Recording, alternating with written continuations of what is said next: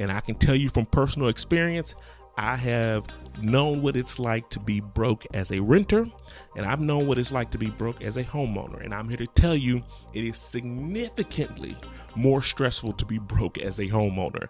There's a lot of overlap in the things that you're worried about.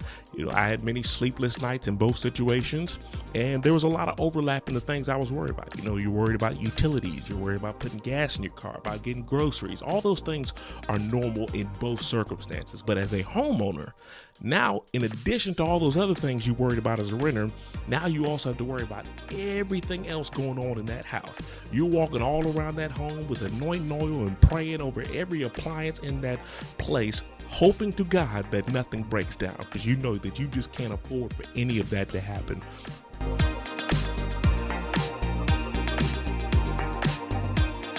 Welcome to the Home Goals Podcast, the ultimate guide for turning your home goals into a reality. I'm your host, Derek Thornton. Join us as we navigate the twists and turns of obtaining a home. We offer expert tips, helping you avoid pitfalls, and championing your journey towards that cherished place to call home. This week's episode, we will be discussing the conversation around renting versus buying in 2025. You're trying to figure out whether or not it's the right time for you to pull the trigger on actually purchasing a house, or if you should just continue renting. This is a question that gets asked quite often, and it's an important question for you to ask. And so I wanted to take a moment to go through about 5 different questions or kind of key areas you should focus on before you decide whether or not you need to keep renting or whether or not it's time for you to buy. I saw a meme the other day that made me think about this whole subject matter and really kind of made me laugh, but the meme basically said, I was denied for a $1,200 mortgage payment by my bank. So instead, I pay $2,000 of rent in every month, right? Just kind of making fun of the fact that there's a lot of things that go into mortgage payments where it's saying that you can't afford it, that you're not ready to buy a house when you're already paying exorbitant rental fees and everything like that. And it was kind of lighthearted, kind of depressing a little bit too, but there are a lot of factors that go into the whole process of buying a house that are completely different, that are universes apart from what it's like to be a renter. And so, I wanted to really take some time to reiterate what it takes to rent versus buy and some key considerations you need to keep in mind. So, out of these first 5 things, the first one I want to go through, and the first thing you need to look at in understanding whether or not it's time is, are your finances in order? And what I mean by that is there's several different things that I want to talk about as far as figuring out whether or not that's the case for you. First and foremost is understanding if you have a stable income and some semblance of job security. Job security in reality is really kind of a myth, right? No one really has job security in today's world, right? There's no situation where you just can't do anything whatsoever to ever get rid of someone or anything like that. In other cases, right, you could be working at a school where you have tenure. What happens if that school goes out of business, right? Or if that school fails to get the proper enrollment, right? There's always some level of uncertainty that we have with the jobs and things that come into play. And so you're really trying to figure out just how stable things are, how erratic your income may be. You really need to focus on that to determine whether or not you're financially ready to make that purchase. You need to look at your credit score, right, to see how strong it is, if it's favorable towards the rates. Your credit score can determine the loan type that you have. The loan type often impacts how easy it is for that loan process, or what type of sellers are willing to accept the offers that you're giving. It really plays a tremendous factor. Or if you are going the route of not having any credit score, right? Let's say you're trying to make sure that you can pay for everything cash and all that stuff too, then that's going to shrink the pool of potential lenders that you can work with, because a lot of them have to do what's called manual underwriting, right? These are all things that need to be taken into consideration. But in addition to those, you also need to be looking at, do you have enough saved for your down payment as well as your closing costs. Remember, those are two separate things, right? The down payment, those are the money that you're putting up front to say like, hey, this is my skin in the game to make sure that I'm putting something in there as well. The higher the down payment, the more favorable your loan terms are going to be, the more favorable sellers are going to look at your offer, the lower the likelihood that you're going to have issues pop up in that deal, right? You want that down payment to be as high as possible because that increases your chances every round you can. But that's obviously one of the biggest obstacles to owning a home, is that there's a lot of people who could afford the monthly payments, but they don't have the down payment in place. And so you want to look to see what options are available to you. Most down payment options, they'll usually start as low as about 3%. And a lot of people will sometimes go and bring as much as 20% down on the table. The more you can bring, the better, but you want to be making sure like what your down payments are looking like, as well as the closing costs. So the closing costs are completely separate from the down payment. And those are all the other fees that many people forget to factor into the equation. They'll think about the attorney fees, the lender fees, taxes, insurance, all these different things that add up to several $1,000s that are tacked on to the deal. You want to make sure that you can also afford to be able to do that, right? So understand, are my finances truly in order, and do I have everything laid out the way I want to? That's the first thing you want to look at. The second thing is, can you comfortably afford home ownership costs? There are certain costs associated with owning a home that you don't have to worry about when it comes to a rental. For example, most mortgage payments are usually split up into 4 different parts, right? You got principal, which is paying down your mortgage amount. You've got the interest, the mortgage interest. You have your taxes, your property taxes, and then you have your insurance. And in some cases, depending on what neighborhood you're in, you also have to tack on the HOA dues to that as well. But most situations, you typically have at least those first 4 included in your mortgage payment every single month. And even if you have a fixed rate mortgage, that doesn't necessarily mean that your mortgage payment is going to stay the exact same throughout the entire time.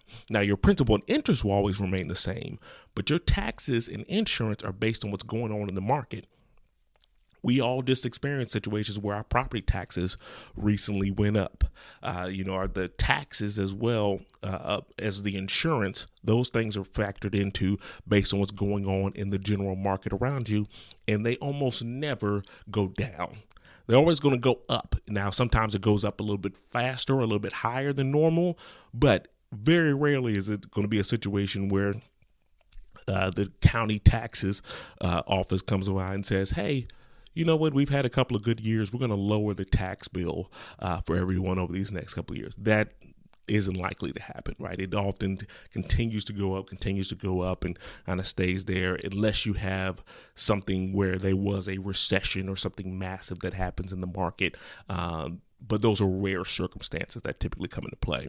So you want to be looking at what mortgage payment options that you can actually qualify for.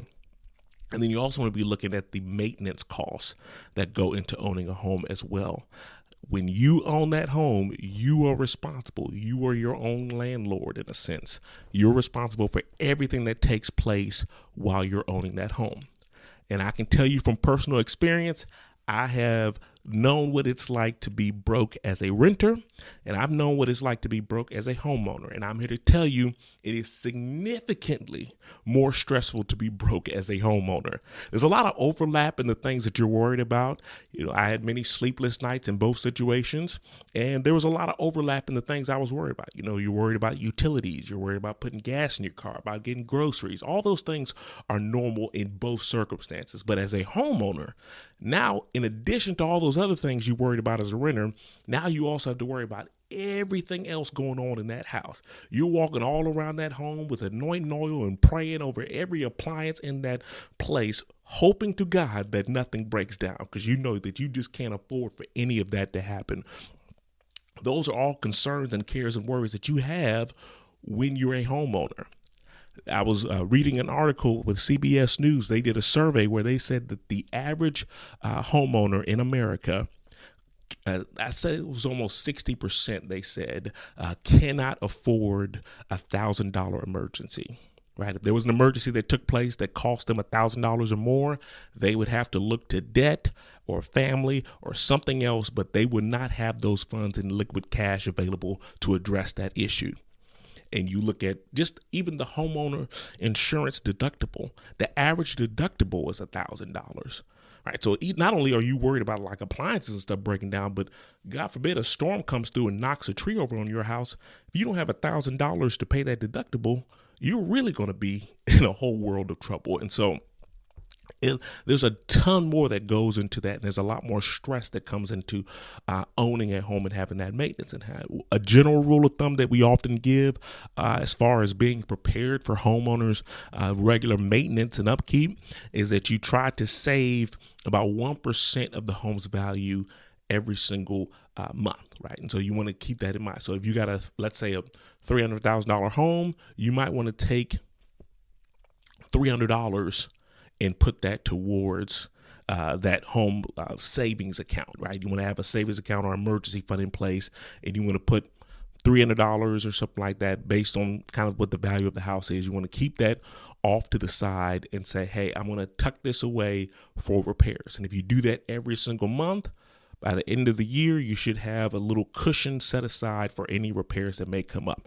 Now, there may be some years where you get off pretty scot-free. You might not have much of anything happen.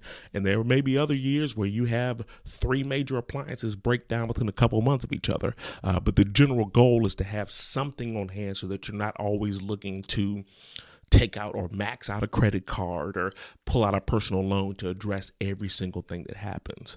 Right. There was another study that said that we reached a record level of credit card debt in this country as well. There's so many situations where people are having to look to that, and you don't want to be in that situation. And then lastly, you also want to be looking at your debt to income ratio as well. The house or your mortgage is often your largest debt payment, but you also have, in many cases, car payments, student loans, credit cards, personal loans. All of those payments start to add up quickly. And the higher that amount is, the less funds you have available for groceries and for utilities and all the other things that you absolutely need to survive in this world as well. So again, you want to find a situation or ask yourself, can you comfortably, that's the key word, comfortably afford home ownership costs? Third thing is that, are you ready to stay put for a while? This is a practical question, but it needs to be asked. Are you working in a job or a profession that's going to be moving you around to a lot of different places? Home ownership isn't always the best fit for everyone, depending on what stage of the process or what stage of life they're in. I've talked about it in negative terms in some cases where renting, you just don't know what's going to happen from year to year, and you're always constantly uprooting or having the chance of having to uproot and move again. But there are some people who like that freedom, right? And if that's you, you want to make sure that you are asking yourself, are you willing to stay put for a while when you go into that home? What we just experienced over these last few years, where you had people who bought a home in 2019 or 2020, and then they look up a few years later and they've got 6 figures worth of equity in their home. That is not normal, and that is not likely to ever happen again in our lifetimes. What is often more likely is that you see small incremental changes or increases in the home's valuation as time goes on. Most of the time, you usually need to stay in that house at least about 5 to 7 years before you finally get to a point where you can make a profit or start to really get some legway or some room in being able to build equity in that house. Ask yourself, are you willing to stay put for that long? And if not, buying a house right now may not be the best move for you. 4, you need to make sure you understand not only the market, but also the buying process. And this is where your relationship with your local lender as well as your local realtor is really going to come into play. You need to have a firm understanding of how that market in your area operates. What type of position are people in? Is there more inventory available in that market? Is there more competition amongst buyers out there? Are you having to worry about making multiple offers? Are you having to worry about putting a lot of money up front at risk without actually knowing if this deal is going to work out? All of these things are important for you to understand, and they vary depending on where you are in the country. As I've said numerous times before, real estate is hyper local. It changes depending on where you are. I've got some buyers, I should say some sellers, who are selling their house out here and moving to different areas. In the areas where they're moving to, it's a completely different process of buying the house, right? There's a different risk involved. There's different processes that they have to go through. And so you want to make sure that you have a general understanding of what the market and the process looks like, because that's going to really help you determine what your comfort level is and being able to move forward with that purchase.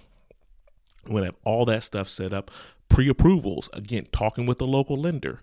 Just because you can afford a certain house or a certain area in one state doesn't always necessarily mean the exact same thing wherever else you may be going, right? There may be significantly higher property taxes. I remember I had some clients who came down here from New Jersey because the property taxes were so exorbitantly high out there, and they said, hey, we can get something much cheaper down here with much lower property taxes.